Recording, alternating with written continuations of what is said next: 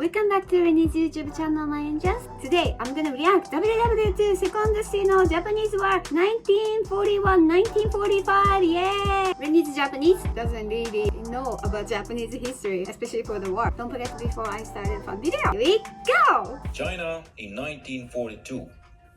Part of the country occupied by the Japanese army. Its economy and military deteriorating. Its very future existence as an independent nation uncertain. 3 years later, China is the largest power of East Asia and is recognized as one of the 5 major world powers. The question is, how did this happen? Well, it was connected to the strategies both China and Japan had adopted in this war. After the initial invasion of China in 1937, the war became a stalemate. Japan did not have enough manpower to continue the expansion, and China could not push the Japanese back because of the lack of modern weapons. But in 1941, Japan went to war with the Western powers, and both sides acquired new strategies. China's strategy would be to receive a lot of modern weapons from the Western powers, use them to build up its army, and finally drive the Japanese out of the country. Japan's first goal was to defeat the Western powers. This would free up much of its troops, which could then be used to fully defeat China. Japan began by attacking the Western powers in the Pacific. These included the United States, the Netherlands, and Great Britain. Due to the Western powers being distracted by the ongoing Second World War, the Japanese forces in the Pacific were much stronger. The Japanese crippled the American fleet by a surprise attack at Pearl Harbor. Without the strong Allied fleet in the area, the Japanese quickly captured the Allied strongholds of the Philippines and Singapore. After that, they occupied the resource-rich Dutch East Indies, which completed the Allied defeat in the Pacific. Japan also invaded the British colony of Burma. This area was critical to China's strategy because here lay the only connection through which the Allies could send supplies to China. China therefore sent its best forces to defend Burma. The Japanese had the advantage, and after several battles, the Allied forces suffered a defeat and had to abandon Burma. By the middle of 1942, Japan seemed to have finished its goal of defeating the Western powers and made preparations to proceed with the attack on China's capital. But then a wrench was thrown into the Japanese plans. The United States launched a small retaliation raid against Japan. Their bombers took off from an aircraft carrier in the Pacific. After executing the air attack against Japan, these planes headed for safety to the nearest Allied controlled territory in China. Japan was dead set on stopping any further attacks on its home islands. The Japanese army moved into the territories where the Americans had landed to make these areas unsuitable to be used for future air attacks against Japan. Then it withdrew. In order to neutralize the origin point of the attacks, the Japanese sent their fleet to occupy Midway, the westernmost island of the Hawaiian archipelago. However, the American Navy ambushed the Japanese fleet. As a result, Japan lost most of its largest aircraft carriers. This was the turning point of the war in the Pacific. Without the Japanese fleet to defend its positions, Japan had to send more and more of its troops to defend against the American counteroffensive in the South Pacific. The American forces achieved success and set out to eventually reach and attack the Japanese home islands. In this situation, the Japanese could not launch a major offensive against the Chinese capital, and the smaller attacks they undertook did not cause China much damage. Meanwhile, China continued with carrying out its own strategy. It had been cut off from the land supply route, but it had the Allies establish an airlift and began getting some supplies by air.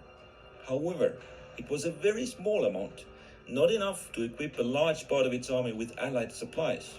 So, China had to modify its strategy. It used a small part of supplies to equip a minor part of its army.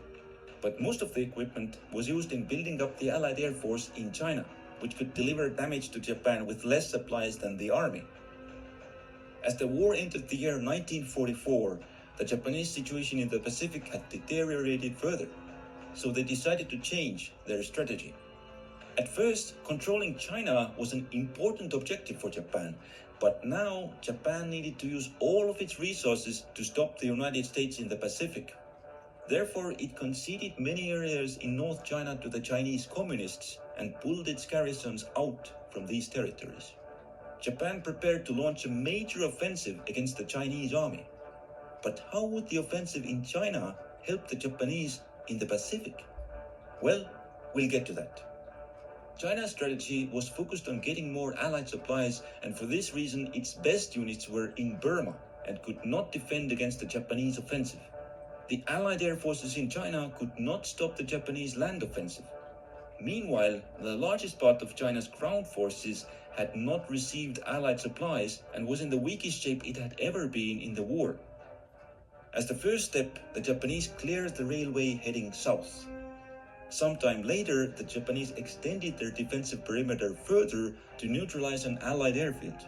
The Japanese advance continued south of Wuhan. Their target was the city of Changsha. The Chinese had previously had some success defending the town, but this time the Japanese defeated them with an overwhelming attack on a broad front and captured Changsha. Then they proceeded along the railway towards the next Chinese position at Hengyang. The Japanese had overextended their supply lines, and it took them considerable time and casualties to overcome the Chinese defense. The Chinese prepared to make another determined stand at Guilin, but the Japanese were joined by their troops in their enclave in the south, and this led to the defense of Guilin failing. After that, the Chinese resistance collapsed, and the Japanese easily established a connection with their lands in Indochina and also captured the railway leading to Guangzhou. With that, the Japanese offensive had achieved its goals. Japan undertook this offensive to support the Japanese forces operating in the Pacific. But how could the success in China achieve that? Japan needed to use its merchant fleet to transport the war materials to Japan, then turn them into military equipment and send them to the forces fighting against the United States.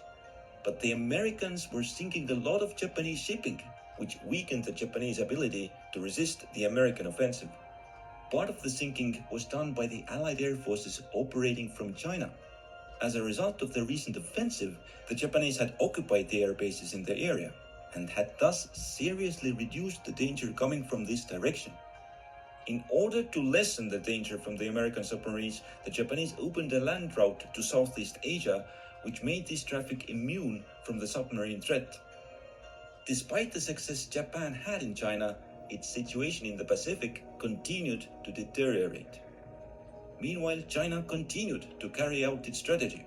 It needed access to more Allied supplies, and for this reason, it sent its best Allied-equipped units to Burma. These forces would attack and clear a route to send the supplies to China over land. The terrain in Burma was jungle, and this offered the Japanese a good prospect for defense. But due to the difficult Japanese situation in the Pacific, they attempted a risky offensive in this region, but it failed and depleted the Japanese forces. The British and the Chinese used the weakening of the Japanese to go on the offensive. It took around a year, but the Chinese were able to occupy the road they needed to transport the supplies to China. China gained access to a large amount of supplies and started equipping a large part of its army with Allied weapons.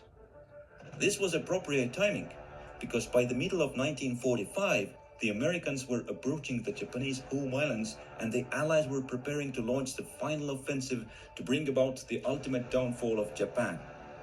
It consisted of the Chinese attacking from the south, the Soviet Union from the north, and the Americans landing on the Japanese home islands. Faced with this danger, Japan decided to abandon southern China and prepared for the worst. By mid-1945, China had a sizable force equipped with Allied weapons, and it could finally begin driving Japan out of China. The Japanese attacked an Allied airbase. The Chinese deployed their new forces and successfully defeated the Japanese attack. Then, the Japanese began carrying out their withdrawal from southern China. The Chinese forces now moved in to inflict a major defeat on the Japanese by capturing the important port of Guangzhou. But they were not to carry it out, because the Chinese operations had been overshadowed by that of the other allies. More than 1 million Soviet soldiers had invaded the Japanese positions in northern China, and the Japanese forces were unable to stop the Red Army. Even more dangerous for Japan were the 2 million American soldiers getting ready to land on Japan proper. As part of the preparations for the landings, the Americans dropped 2 atomic bombs on Japan with unprecedented destructive ability. Faced with these odds, Japan decided to end further resistance and surrendered unconditionally to the Allies, ending both the Second Sino-Japanese War and the Second World War. As part of the surrender, the Japanese forces left China, and Japan also returned the areas it had captured from China in the earlier wars. The United Nations Security Council was established to help maintain peace in the post-war world. The United States, Soviet Union, Great Britain, and France became the Council's permanent members. In order for it to take care of East Asian affairs, the 5th place was given to China. However, this new high status would not determine China's future. Its future would be instead shaped by the divided nature of its government. The nationalist government was opposed by the Chinese communists, who had taken control over much of the territory behind the Japanese lines. Their differences would soon prove to be irreconcilable and would have to be settled in a new war, a civil war between the 2 Chinese factions. But that is a story for another time. How was this video? I don't know what to say. Sorry, something what we did. I'm just saying sorry in here. Please give me a like, subscribe. See you soon. またねー。